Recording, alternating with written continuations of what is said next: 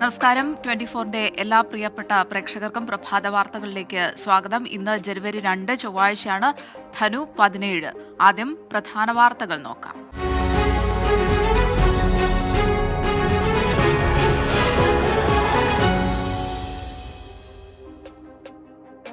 വിശദമായ വാർത്തകളിലേക്ക്.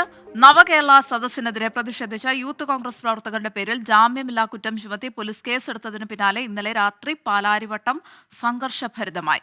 7 മണിക്കൂറോളം ജനപ്രതിനിധികളുടെ നേതൃത്വത്തിൽ കോൺഗ്രസ് പ്രവർത്തകർ പോലീസ് സ്റ്റേഷൻ ഉപരോധിച്ചു. രാത്രി 1 മണിയോടെ മജിസ്ട്രേറ്റിന് മുന്നിൽ ഹാജരാക്കിയ പ്രതികൾക്ക് ജാമ്യം ലഭിച്ചു. നവകേരള സദസ്സിന് ഇന്ന് അന്ത്യകൂദാശ നൽകുമെന്ന് കോൺഗ്രസ് നേതാക്കൾ വ്യക്തമാക്കി. തൃക്കാക്കരയിലെ പ്രതിഷേധത്തിന് പിന്നാലെയാണ് യൂത്ത് കോൺഗ്രസ് പ്രവർത്തകർ അറസ്റ്റിലായത്. ആദ്യം സ്റ്റേഷൻ ജാമ്യം നൽകാവുന്ന വകുപ്പുകളാണ് ചുമത്തിയത്. പിന്നീട് ഗുരുതര വകുപ്പുകൾ ചേർത്ത് ജാമ്യം നിഷേധിച്ചതോടെ പ്രതിഷേധം ശക്തമായി. ജില്ലയിലെ കോൺഗ്രസ് എംഎൽഎമാരും DCC അധ്യക്ഷനും ഉൾപ്പെടെ മുതിർന്ന നേതാക്കൾ പാലാരിവട്ടം പോലീസ് സ്റ്റേഷന് മുന്നിൽ കുത്തിയിരുന്ന് പ്രതിഷേധിച്ചു.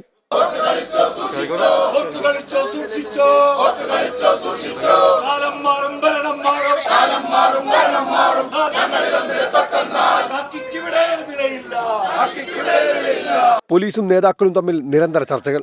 പ്രവർത്തകരെ വിട്ടയക്കണമെന്ന ആവശ്യം പോലീസ് അംഗീകരിക്കാതെ വന്നതോടെ പ്രതിഷേധം റോഡിലേക്ക് നീണ്ടു. സമ്മർദ്ദത്തിന് വഴങ്ങി അർദ്ധരാത്രി 1 മണിയോടെ പോലീസ് പ്രവർത്തകരുമായി മജിസ്ട്രേറ്റിന്റെ വീട്ടിലേക്ക്. 1:30 പ്രവർത്തകർക്ക് ജാമ്യം. ഞങ്ങൾ വളരെ മാന്യമായിട്ട് നടത്തിയ ഒരു സമരത്തിന് പോലീസിനെ ഒത്തുപിടിച്ച് അവർ ആ കേസ് അട്ടിമറിച്ച് ഞങ്ങളെ അകത്താക്കാൻ നോക്കുന്ന ശ്രമമാണ് നടന്നത്. ഞങ്ങളുടെ എല്ലാ നേതാക്കന്മാരും ഒത്തൊരുമിച്ച് സ്റ്റേഷനിൽ വന്നിരുന്ന് ഇന്ന് തന്നെ ജാമ്യം കിട്ടുന്ന ഒരു അവസ്ഥയിലേക്ക് എത്തിച്ചേർന്നിരിക്കുകയാണ്. യൂത്ത് കോൺഗ്രസ് പ്രവർത്തകർക്ക് ജാമ്യം ലഭിച്ചത് പിണറായി വിജയന്റെ മുഖത്തേറ്റ തിരിച്ചടിയെന്ന് ഹൈബി ഈഡൻ MP. 7 മണിക്കൂർ നീണ്ടു നിന്ന പ്രതിഷേധത്തിന് ഒടുവിൽ ഫലം കണ്ടിരിക്കുകയാണ്. കോടതിക്ക് യഥാർത്ഥത്തിലുള്ള കാര്യങ്ങൾ ബോധ്യപ്പെട്ടിരിക്കുന്നു. ഇത് പോലീസിന്റെ ധാർഷ്ട്യത്തിനും ധിക്കാരത്തിനും പിണറായി വിജയന്റെ പോലീസിന് നേരിട്ട ഏറ്റവും വലിയ ഒരു കനത്ത പ്രഹരമായി ഞങ്ങൾ കാണാൻ ആഗ്രഹിക്കുകയാണ്. ഇത് അവരുടെ മുഖത്തേറ്റ ഏറ്റവും വലിയൊരു അടിയാണ്. നവകേരള സദസ്സിന് ഇന്ന് അന്ത്യകൂദാശ നൽകുമെന്ന് DCC അധ്യക്ഷൻ മുഹമ്മദ് ഷിയാസ് വെല്ലുവിളിച്ചു. ഒരു സംശയവും വേണ്ട, പിണറായി വിജയൻ എറണാകുളം ജില്ലയിൽ നാളെ ഈ ജാഥ അവസാനിപ്പിക്കുകയാണ്. ഇത് ഒടുക്കത്തെ ജാഥയാക്കും, ഞങ്ങൾ അവസാനത്തെ ജാഥയാക്കും. പിണറായി വിജയന്റെ നവകേരള സദസ്സിന് നാളെ ഞങ്ങൾ അന്ത്യകൂദാശ നൽകും. ജാമ്യം ലഭിച്ചതോടെ പോലീസ് സ്റ്റേഷന് മുന്നിൽ ആഹ്ലാദ പ്രകടനം നടത്തിയ കോൺഗ്രസ് പ്രവർത്തകർ പോലീസിന് നേരെ കൂകി വിളിച്ചു. കരിങ്കൊടി പ്രതിഷേധം ഇന്നും തുടരുമെന്നാണ് കോൺഗ്രസിന്റെ നിലപാട്. 24 കൊച്ചി. പ്രധാനമന്ത്രിയുടെ വിരുന്നിൽ പങ്കെടുത്ത ബിഷപ്പുമാർക്കെതിരായ പരാമർശങ്ങളിൽ മന്ത്രി സജി ചെറിയാനെ വിമർശിച്ച് ദീപിക ദിനപത്രത്തിന്റെ മുഖപ്രസംഗം. ക്രൈസ്തവ സഭാ മേലധ്യക്ഷന്മാരെ അവഹേളിക്കുന്ന മന്ത്രിമാരും അവർക്ക് ഒത്താശ ചെയ്യുന്ന മുഖ്യമന്ത്രിയും തീക്കൊള്ളി കൊണ്ടാണ് തലചൊറിയുന്നത്. സജി ചെറിയാന്റെ വിടുവായത്തം തിരുത്താൻ മുഖ്യമന്ത്രി തയ്യാറായില്ല എന്നും വിമർശനം. വാർത്തയുടെ വിശദാംശങ്ങളുമായി കൊച്ചിയിൽ നിന്ന് എബിൻ ജോസ് ചേരുകയാണ്. എബിൻ, മുഖ്യമന്ത്രിക്കും മന്ത്രിക്കും സർക്കാരിനുമെതിരെ വലിയ തരത്തിലുള്ള വിമർശനമാണോ മുഖപ്രസംഗത്തിലുള്ളത്? ഗോപിക, കത്തോലിക്ക സഭയുടെ മുഖപത്രമായ ദീപികയിലാണ് ഇന്ന് രൂക്ഷമായ ഭാഷയിൽ സർക്കാരിനെതിരെ വിമർശനം ഉയർന്നിരിക്കുന്നത്. സജി ചെറിയാന്റെ പ്രസ്താവനയിൽ ഇത് തിരുത്താൻ തയ്യാറാവാത്ത മുഖ്യമന്ത്രിയും അതുപോലെ തന്നെ മന്ത്രിമാരും തീക്കൊള്ളി കൊണ്ടാണ് തലചൊറിയുന്നതെന്ന് വിമർശനം ഉന്നയിക്കുന്നു. അതോടൊപ്പം തന്നെ ഇത്തരത്തിൽ നിരന്തരമായി അവഹേളനങ്ങൾ ഉണ്ടാകുന്ന സാഹചര്യമുണ്ട്. ഈ നവകേരള സദസ്സിൽ ഈ ബിഷപ്പുമാരും പങ്കെടുത്തതാണ്, വൈദികരും പങ്കെടുത്തതാണ്. ഈ സമയത്തൊന്നും സജി ചെറിയാന് നേരത്തെ പ്രയോഗിച്ച രീതിയിലുള്ള പരാമർശങ്ങൾ ഉണ്ടാവാത്തത് എന്തുകൊണ്ടാണെന്നും മുഖപ്രസംഗത്തിൽ ചോദിക്കുന്നുണ്ട്. ഈ KT ജലീലിന്റെ പരാമർശത്തിലും വിമർശനം മുഖപ്രസംഗത്തിലുണ്ട്. അതായത് KCVC-യുടെ നേതൃത്വത്തിൽ ക്രിസ്മസ് വിരുന്ന് സംഘടിപ്പിച്ചപ്പോൾ അതിൽ മുസ്ലിം ലീഗ് നേതാക്കളും പങ്കെടുത്തിരുന്നു, BJP നേതാക്കളും പങ്കെടുത്തിരുന്നു. ഇതിനെതിരെ KT ജലീൽ വിമർശിച്ചിരുന്നു. ഈ വിമർശനത്തിനെതിരെയും രൂക്ഷമായ ഭാഷയിലാണ് ഇപ്പോൾ മുഖപ്രസംഗത്തിൽ ദീപിക പറഞ്ഞിരിക്കുന്നത്. ഏതായാലും സജി ചെറിയാനെതിരെയുള്ള വിഷയത്തിൽ തിരുത്താൻ തയ്യാറാകണം സർക്കാരും, അതുപോലെ തന്നെ സജി ചെറിയാൻ മാപ്പ് പറയണമെന്നുള്ള ആവശ്യവുമാണ് ഈ കത്തോലിക്ക സഭയും അതുപോലെ തന്നെ ദീപിക പത്രം മുന്നോട്ട് വയ്ക്കുന്നത്. ഗോപിക. പ്രധാനമന്ത്രിയുടെ വിരുന്നിൽ പങ്കെടുത്ത ബിഷപ്പുമാർക്കെതിരായ പരാമർശങ്ങളെ മന്ത്രി സജി ചെറിയാനെ വിമർശിച്ച് ദീപിക ദിനപത്രത്തിന്റെ മുഖപ്രസംഗം. ക്രൈസ്തവ സഭാ മേലധ്യക്ഷന്മാരെ അവഹേളിക്കുന്ന മന്ത്രിമാരും അവർക്കൊത്താശ ചെയ്യുന്ന മുഖ്യമന്ത്രിയും തീക്കൊള്ളി കൊണ്ടാണ് തലചൊറിയുന്നത് എന്നാണ് പറയുന്നത്. എബിൻ ജോസ് ഒരിക്കൽ കൂടി ചേരുകയാണ്. എബിൻ, സജി ചെറിയാൻ ഈ ഒരു വിമർശനം അല്ലെങ്കിൽ പ്രസ്താവന തിരുത്തണം എന്ന് തന്നെയാണോ മുഖപ്രസംഗം പറയുന്നത്? അതായത് പ്രധാനമായി ഇത് തന്നെയാണ് പറയുന്നത്, തിരുത്തണമെന്നാണ്. പക്ഷേ ഇന്നലെ മുഖ്യമന്ത്രിയും ഈ സജി ചെറിയാന്റെ പ്രസംഗത്തിൽ പറയുന്നത് സജി ചെറിയാന്റെ വിടുവായത്വം തിരുത്താൻ മുഖ്യമന്ത്രി തയ്യാറായില്ല. കാരണം ഇന്നലെ എറണാകുളത്ത് നവകേരള സദസ്സിൽ പങ്കെടുത്ത് സംസാരിച്ചപ്പോഴും ഈ രീതിയിലുള്ള കാര്യങ്ങൾ നടക്കുന്ന ഈ മണിപ്പൂർ ഉൾപ്പെടെയുള്ള വിഷയങ്ങൾ പരാമർശിച്ചും ഒക്കെ മുഖ്യമന്ത്രി സംസാരിച്ചപ്പോൾ പോലും ഈ സജി ചെറിയാന്റെ ബിഷപ്പുമാരെ അവഹേളിച്ചുള്ള പരാമർശത്തെ തിരുത്താൻ തയ്യാറായില്ല എന്നുള്ള വിമർശനവും ദീപിക ഉന്നയിക്കുന്നുണ്ട്. ഏതായാലും വിഷയം മുഖ്യധാരയിൽ തന്നെ ഉന്നയിക്കാനാണ് കത്തോലിക്ക സഭയുടെ ശ്രമം. ഇന്നലെ KCBCയുടെ നേതൃത്വത്തിൽ ഇത്തരത്തിൽ വിമർശനങ്ങൾ ഉയർന്നു വന്നിരുന്നു. അതുപോലെ തന്നെ പോഷക സംഘടനകളുടെ നേതൃത്വത്തിൽ വിവിധ പോഷക സംഘടനകളുടെ നേതൃത്വത്തിലും പ്രതിഷേധം ഉയർത്തുവാനാണ് സഭയുടെ തീരുമാനം. അതിന്റെ ഭാഗമായാണ് ഇപ്പോൾ ദീപികയിൽ രൂക്ഷമായ ഭാഷയിൽ ഒരു പ്രസംഗം വന്നിരിക്കുന്നത്. കത്തോലിക്ക കോൺഗ്രസിന്റെ നേതൃത്വത്തിലുള്ള പ്രതിഷേധങ്ങൾ ഇന്നലെ പലയിടങ്ങളിലും അരങ്ങേറിയിരുന്നു. ഇതിന് തുടർച്ചയായാണ് ഇപ്പോൾ ദീപികയിലും ഇത്തരത്തിലൊരു രൂക്ഷമായ ഭാഷയിൽ സർക്കാരിനെ വിമർശിച്ചുകൊണ്ട് മുന്നോട്ട് വന്നിരിക്കുന്നത്. ഗോപിക, പ്രധാനമന്ത്രിയുടെ വിരുന്നിൽ പങ്കെടുത്ത ബിഷപ്പുമാർക്കെതിരായ പരാമർശങ്ങളിൽ മന്ത്രി സജി ചെറിയാനെ വിമർശിച്ച് ദീപിക ദിനപത്രത്തിന്റെ മുഖപ്രസംഗം. മന്ത്രി പ്രസ്താവന തിരുത്തി മാപ്പ് പറയണം. ഏതായാലും ഈ വിഷയം മുഖ്യധാരയിൽ ഉന്നയിക്കാൻ തന്നെയാണ് കത്തോലിക്ക സഭയുടെ തീരുമാനം എന്നും അറിയുന്നു. എബിൻ ജോസ് ആണ് കൊച്ചിയിൽ നിന്ന് വാർത്തയുടെ വിശദാംശങ്ങൾ നൽകിയത്. മറ്റു വാർത്തയിലേക്ക്. സംസ്ഥാനത്ത് ഗവർണർ സർക്കാർ പോര് തുടരുന്നു. SFI പ്രതിഷേധങ്ങൾക്ക് പിന്നിൽ മുഖ്യമന്ത്രിയാണ് എന്ന് ആവർത്തിച്ച് ഗവർണർ ആരിഫ് മുഹമ്മദ് ഖാൻ ഇന്നലെ രംഗത്തെത്തി. ബജറ്റ് സമ്മേളനം തുടങ്ങാനിരിക്കെയാണ് ഗവർണറും സർക്കാരും തമ്മിലുള്ള ഏറ്റുമുട്ടൽ തുടരുന്നത്. ഒപ്പിടാത്ത ബില്ലുകളിൽ സർക്കാർ കൂടുതൽ വ്യക്തത വരുത്തണമെന്നാണ് ഗവർണറുടെ നിലപാട്. എന്നാൽ ഇനി അനുനയത്തിന് ഇല്ല എന്നും നിയമപരമായി നേരിടും എന്നുമാണ് സർക്കാർ വ്യക്തമാക്കുന്നത്. തൽസ്ഥിതി തുടർന്നാൽ ബജറ്റ് സമ്മേളനത്തിൽ ഗവർണർ പങ്കെടുക്കുമോ എന്നതിലും സംശയമുണ്ട്. അതിനിടെ ഇന്നലെ SFI പ്രവർത്തകർ കരിങ്കൊടി കാണിച്ചതും ഗവർണറെ ചൊടിപ്പിച്ചു. സിൽവർ ലൈൻ പദ്ധതിയിൽ സംസ്ഥാന സർക്കാരിനെ പ്രതിരോധത്തിലാക്കി റെയിൽവേ ബോർഡ് റെയിൽവേ ഭൂമി വിട്ടു നൽകാൻ കഴിയില്ല എന്നറിയിച്ചതോടെ പദ്ധതിയുമായി സർക്കാരിന് മുന്നോട്ടു പോകാനാകില്ല. ദക്ഷിണ റെയിൽവേ എതിർപ്പറിയിച്ചതോടെ കൂടുതൽ വ്യക്തത വരുത്തി കേരയിൽ വീണ്ടും റെയിൽവേ ബോർഡിനെ സമീപിച്ചേക്കും. റെയിൽവേയുടെ പരിഗണനയിലുള്ള ഭാവി വികസന പദ്ധതികൾ കണക്കിലെടുത്താണ് അലൈൻമെന്റ് തീരുമാനിച്ചത് എന്നാണ് കേരയിലിന്റെ നിലപാട്. അതേസമയം പദ്ധതിയുമായി മുന്നോട്ടു പോകുമെന്ന് സർക്കാർ ആവർത്തിക്കുമ്പോഴും പ്രതിപക്ഷം പദ്ധതിയെ പൂർണ്ണമായും എതിർക്കുകയാണ്. KPCC അധ്യക്ഷൻ K സുധാകരനും VM സുധീരനും തമ്മിലുള്ള വാക്പോരിൽ ഇടപെടാനൊരുങ്ങി ഹൈക്കമാൻഡ്. പാർട്ടിയിൽ പരസ്യ പ്രതികരണം വിലക്കിയ ശേഷവും പ്രതികരിച്ച സുധീരനെതിരെ നടപടി വേണമെന്നാണ് ഒരു വിഭാഗത്തിന്റെ ആവശ്യം. അതേസമയം KPCC അധ്യക്ഷൻ പദവിക്ക് യോജിച്ച പക്വത കാണിച്ചില്ല എന്ന് വിമർശിക്കുന്നവരും ഉണ്ട്. ഇരുവരും തമ്മിലുള്ള തർക്കം കൂടുതൽ രൂക്ഷമാകാതെ അവസാനിപ്പിക്കാനാണ് AICC നേതൃത്വം ഇടപെടുന്നത്. സംസ്ഥാന നേതൃത്വത്തിനൊപ്പം AICC നേതൃത്വത്തെയും സുധീരൻ വിമർശിച്ചിരുന്നു.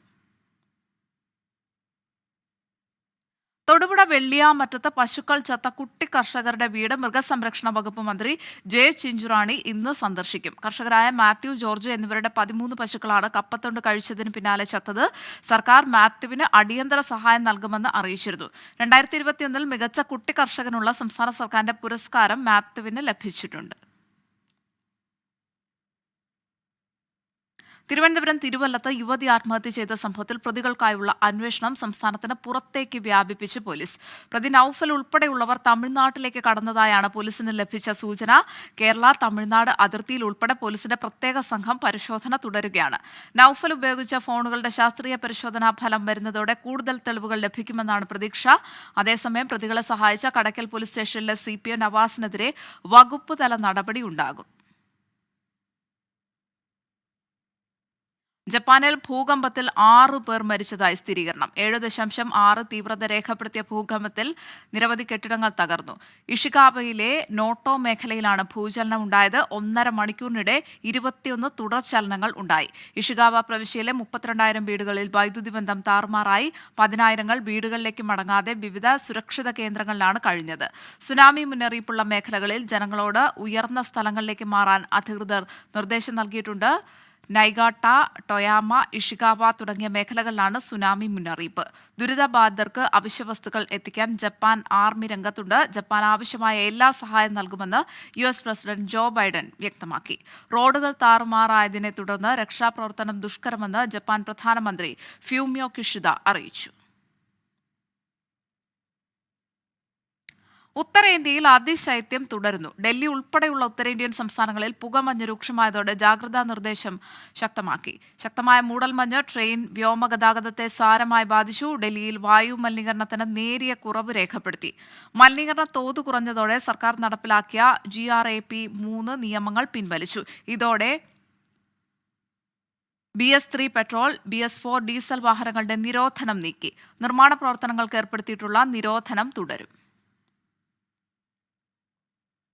മണിപ്പൂരിൽ വീണ്ടും സംഘർഷം. തൗബാൽ ജില്ലയിലുണ്ടായ വെടിവെപ്പിൽ 4 പേർ കൊല്ലപ്പെട്ടു, 14 പേർക്ക് പരിക്ക്. ലിലോങ് മേഖലയിലാണ് ഇന്നലെ വൈകിട്ടോടെ വെടിവെപ്പുണ്ടായത്. 4 വാഹനങ്ങളിലായി പോലീസ് വേഷത്തിൽ എത്തിയ സംഘം വെടിയുതിർക്കുകയായിരുന്നു. വെടിവെപ്പിന് പിന്നാലെ പ്രദേശവാസികൾ അക്രമികളുടെ വാഹനങ്ങൾക്ക് തീയിട്ടു. സംഘർഷം കണക്കിലെടുത്ത് മേഖലയിൽ കൂടുതൽ സേനയെ വിന്യസിച്ചു. സംഘർഷത്തിന് പിന്നാലെ മണിപ്പൂരിലെ താഴ്വര ജില്ലകളിൽ കർഫ്യൂ പ്രഖ്യാപിച്ചു. ജനങ്ങൾ സമാധാനം പാലിക്കണമെന്ന് മുഖ്യമന്ത്രി N. ബീരൻ സിംഗ് ആവശ്യപ്പെട്ടു.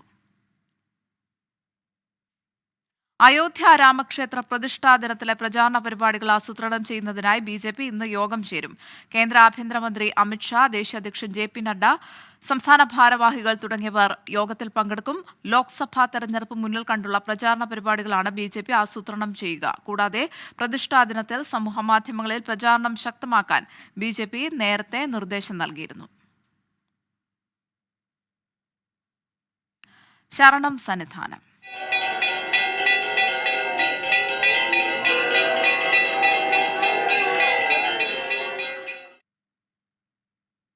ശബരിമലയിൽ ഭക്തജനത്തിരക്കിന് നേരിയ ശമനം. ഇന്നലെ രാത്രി 11 മണിവരെ 78,402 ഭക്തരാണ് ദർശനം നടത്തിയത്.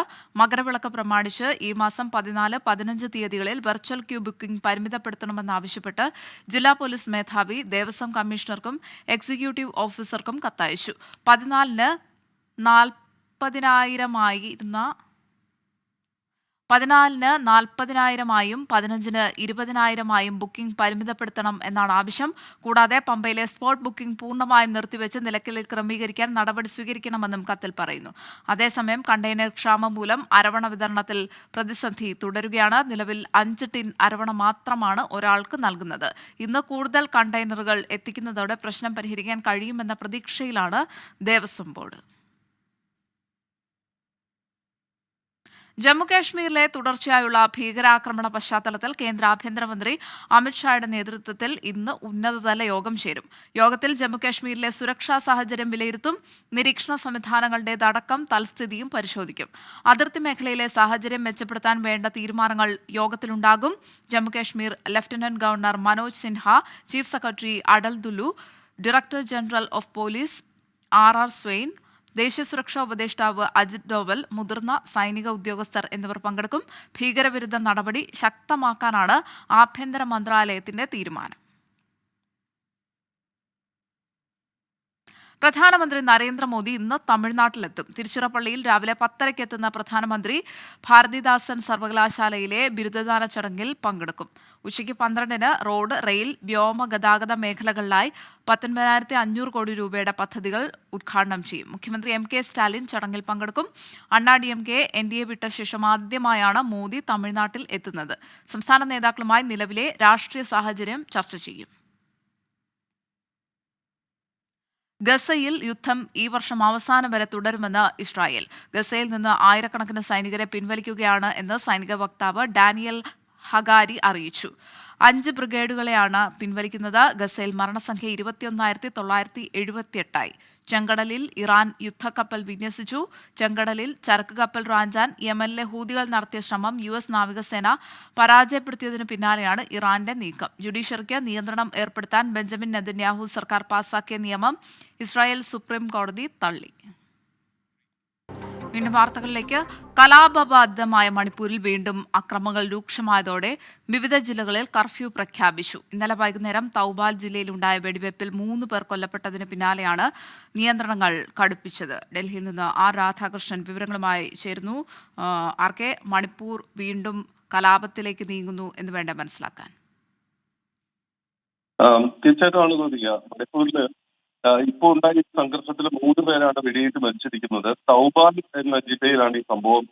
അവിടെ ഈ ബിലോങ് എന്ന മേഖലയിലാണ് ഈ ഒരു ആയുധധാരി 3 പേരെ വെടിവെച്ച് കൊല്ലുന്ന ഒരു സാഹചര്യം ഉണ്ടായത്. വളരെ ശക്തമായിട്ടുള്ള സുരക്ഷാ ക്രമീകരണങ്ങളൊക്കെ ഏർപ്പെടുത്തിയിരുന്നതാണ്. പക്ഷെ അതിനെ അതിജീവിച്ചുകൊണ്ടാണ് ഈ വിധത്തിലുള്ള ഒരു ആക്രമണം ഉണ്ടായത്. കർഫ്യൂവിൽ ചില ഇളവുകളൊക്കെ നൽകിയിരുന്നു കഴിഞ്ഞ ദിവസങ്ങളിൽ. പ്രത്യേകിച്ച് പുതുവത്സരമൊക്കെ ആയതുകൊണ്ട് സാഹചര്യങ്ങൾ സാധാരണ നിലയിലേക്ക് മടങ്ങുകയാണ് എന്ന നിരീക്ഷണത്തിന്റെ അടിസ്ഥാനത്തിലായിരുന്നു അങ്ങനെ ചെയ്തിരുന്നത്. എന്നാൽ ഇപ്പോൾ ഈ ആക്രമണം ഉണ്ടായിരിക്കുന്ന പശ്ചാത്തലത്തിൽ വിവിധ ജില്ലകളിൽ വീണ്ടും കർഫ്യൂ പ്രഖ്യാപിച്ചിരിക്കുകയാണ്. തൗബാലിന് പിന്നാലെ ഇംഫാൽ, ബിഷ്ണുപൂർ അടക്കമുള്ള ജില്ലകളിലാണ് ഈ കർഫ്യൂ പ്രഖ്യാപിച്ചിരിക്കുന്നത്. വളരെ ശക്തമായിട്ട് ഇങ്ങനെയുള്ള അക്രമ സംഭവങ്ങളെ വളരെ ശക്തമായിട്ട് നേരിടും എന്നാണ് ഇപ്പോൾ മണിപ്പൂർ മുഖ്യമന്ത്രി പറഞ്ഞിരിക്കുന്നത്.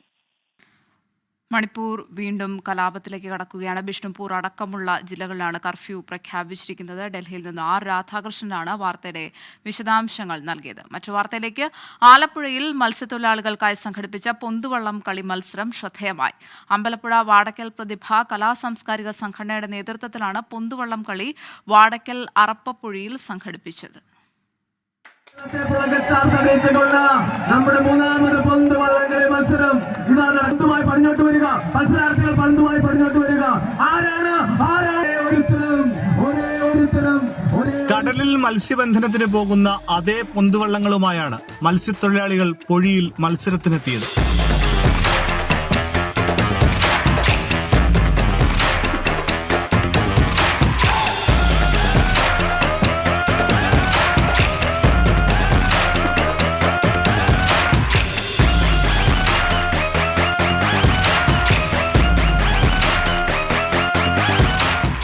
ട്രാക്കുകളിലായി 18 പൊന്തുവള്ളങ്ങളാണ് മാറ്റിവെച്ചത്.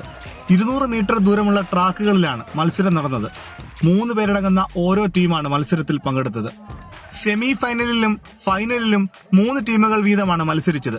ആലപ്പുഴ വാടക്കൽ സ്വദേശിയായ ശൈലേഷും ടീമും പൊന്തുവള്ളംകളിയിൽ ജേതാക്കളായി.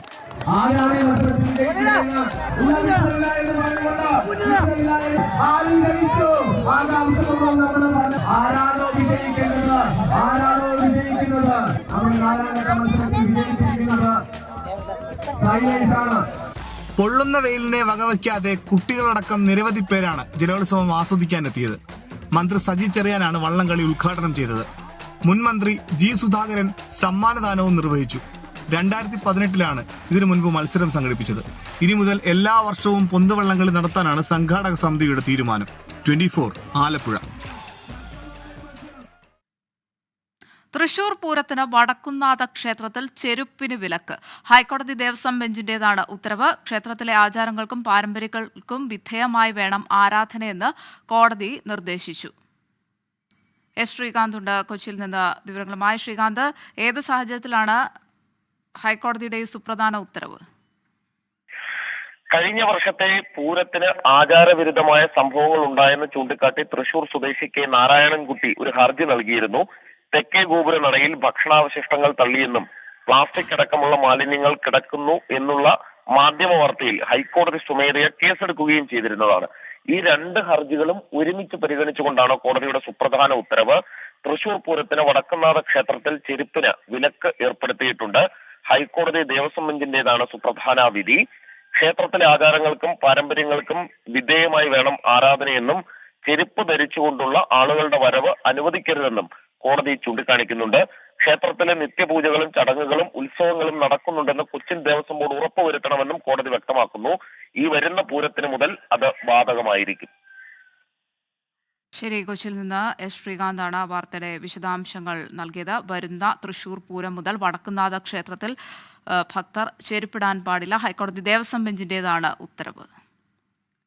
സ്കൂൾ കലോത്സവത്തിന് അരങ്ങുണരുന്നു.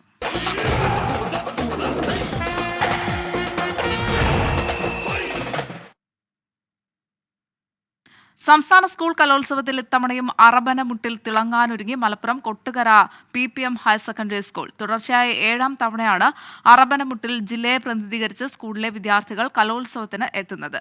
കോൽക്കളി, നാടൻപാട്ട്, അറബിക് നാടകം തുടങ്ങി 10 ഇനങ്ങളിലായി 62 വിദ്യാർത്ഥികളാണ് മത്സരത്തിൽ മാറ്റുരയ്ക്കുന്നത്.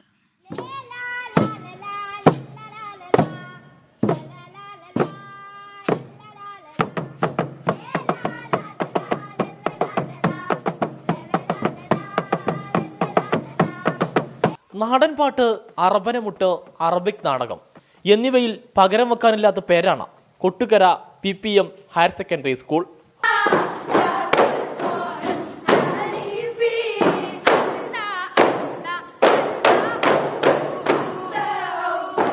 കലോത്സവം ഇങ്ങെത്തുമ്പോൾ തുടങ്ങുന്നതല്ല പരിശീലനം. മാസങ്ങൾക്ക് മുന്നേ പഠനത്തിനോടൊപ്പം കഠിന പരിശ്രമം തുടങ്ങും. ഞങ്ങൾക്ക് നൈറ്റ് ക്യാമ്പൊക്കെ ഉണ്ട്. അപ്പോൾ അതിലാണ് ഞങ്ങൾ പ്രാക്ടീസ് ചെയ്യൽ. അവിടെ ഞങ്ങൾ ചെയ്ത് അങ്ങനെയാണ് ഞങ്ങൾ സ്റ്റേറ്റിൽ എത്തിയത്. തുടർച്ചയായി 4ാം തവണയാണ് ഹൈസ്കൂൾ വിഭാഗം അറബി നാടകം സ്കൂളിൽ നിന്നും സംസ്ഥാന കലോത്സവത്തിലേക്ക് എത്തുന്നത്.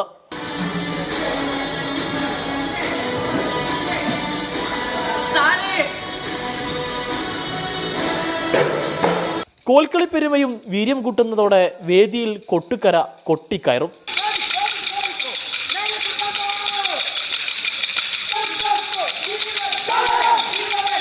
സമീർ ബിൻ കരീം, 24 മലപ്പുറം. സൗദി കിഴക്കൻ പ്രവിശ്യയിലെ മലയാളി എഞ്ചിനീയർമാരുടെ കൂട്ടായ്മയായ KEF പുതുവത്സരാഘോഷം സംഘടിപ്പിച്ചു. സൗഹൃദ ബന്ധങ്ങൾ ഊട്ടിയുറപ്പിക്കുന്നതിനപ്പുറം സാങ്കേതിക അറിവുകളുടെ കൈമാറ്റ വേദി കൂടിയായി സംഗമം. സൗദി കിഴക്കൻ പ്രവിശ്യയിലെ മലയാളി എഞ്ചിനീയർമാരുടെ കൂട്ടായ്മയായ KEF ദമാമാണ് വിന്റർ ഫെസ്റ്റും പുതുവത്സരാഘോഷവും സംഘടിപ്പിച്ചത്. തിരക്കിട്ട ജീവിതശൈലിയിൽ നിന്നും ഒരു ദിവസമെങ്കിലും മാറി കുടുംബസഹിതം കൂടെ പഠിച്ച കൂട്ടുകാർക്കൊപ്പം ചെലവഴിക്കാനും ആസ്വദിക്കാനും ഒപ്പം ഏറെ നല്ല പ്രതീക്ഷകളുമായി വന്നെത്തിയ പുതുവർഷത്തെ കൂടി വരവേൽക്കാൻ കഴിഞ്ഞ സന്തോഷത്തിലായിരുന്നു ദമാമിലെ ഈ എഞ്ചിനീയർമാരെല്ലാം. KEF vice president Khadeeja teacher പരിപാടി ഉദ്ഘാടനം ചെയ്തു. പരസ്പരം സൗഹൃദ ബന്ധങ്ങൾ ഊട്ടിയുറപ്പിക്കാനും സാങ്കേതിക അറിവുകൾ കൈമാറാനും ഇത്തരം സംഗമങ്ങളിലൂടെ സാധിക്കുന്നു എന്നുള്ളത് ഏറെ സന്തോഷം നൽകുന്നതാണെന്ന് ഇവർ പറഞ്ഞു. പരിപാടിക്ക് മുന്നോടിയായി നടന്ന എക്സ്കോം സംഗമത്തിൽ പ്രസിഡന്റ് അഫ്താബ് മുഹമ്മദ് സംഘടനാ ദൗത്യവും ഉദ്ദേശങ്ങളും എല്ലാം സമഗ്രമായി അവതരിപ്പിച്ചു. പുതുതായി ദമാ മേഖലയിൽ എത്തിപ്പെടുന്ന എഞ്ചിനീയർ ബിരുദധാരികൾക്ക് വേണ്ട ദിശാബോധം നൽകുന്ന വിവിധ പ്രോഗ്രാമുകൾ, ജോലി മാറ്റം ആഗ്രഹിക്കുന്നവർക്ക് കരിയർ ഡെവലപ്മെന്റ് പ്രോഗ്രാമുകൾ, അംഗങ്ങൾക്ക് സാമ്പത്തിക അച്ചടക്ക പ്രോഗ്രാമുകൾ, ജീവകാരുണ്യ പ്രവർത്തനങ്ങൾ, പബ്ലിക് പ്രോഗ്രാമുകൾ എന്നിങ്ങനെ വിവിധ പരിപാടികളും സംഘടിപ്പിക്കാനുള്ള ഒരുക്കത്തിലാണ് KEF ദമാ പ്രവർത്തകർ. പുതുവത്സരാഘോഷത്തിന്റെ ഭാഗമായി അംഗങ്ങൾക്കും കുടുംബങ്ങൾക്കും കുട്ടികൾക്കുമെല്ലാം വ്യത്യസ്തവും വർണ്ണാഭവുമായ വിവിധ പരിപാടികളാണ് ഒരുക്കിയത്. കലാകായിക മത്സരത്തിൽ ടീം ജുബൈൽ ചാമ്പ്യന്മാരായി. വിജയികൾക്കുള്ള സമ്മാനങ്ങൾ vice president Shafeeq, treasurer Ajmal എന്നിവർ വിതരണം ചെയ്തു. Programme committee convener Rasheed, Rejeesh, Diljo, Mubashir, Kamil, Sanjeetha എന്നിവരായിരുന്നു പരിപാടികൾ നിയന്ത്രിച്ചത്. കാമിൽ ഹാരിസ് നന്ദിയും പറഞ്ഞു. സുബൈറുദ്ദീനൂർ, 24 ദമ. വയോജനങ്ങളെ ചേർത്ത് നിർത്തി സുൽത്താൻ ബത്തേരി നഗരസഭ 65 വയസ്സ് കഴിഞ്ഞവർക്ക് സിനിമ കാണാൻ അവസരമൊരുക്കി നഗരസഭയുടെ പുതുവർഷ സമ്മാനം. 200-ലധികം പേരാണ് സിനിമ കാണാൻ തിയേറ്ററിലേക്ക് എത്തിയത്. ഹാപ്പിയാണ് ബത്തേരി നഗരസഭ. ഹാപ്പിയാക്കാൻ ഹാപ്പി പദ്ധതിയുമുണ്ട്. വിവിധ ഡിവിഷനുകളിലെ വയോജനങ്ങളെ സന്തോഷിപ്പിക്കുക എന്നതായിരുന്നു പുതുവത്സര ദിനത്തിലെ ദൗത്യം. അതിനായി എല്ലാവർക്കും സിനിമ കാണാനുള്ള അവസരം നൽകി.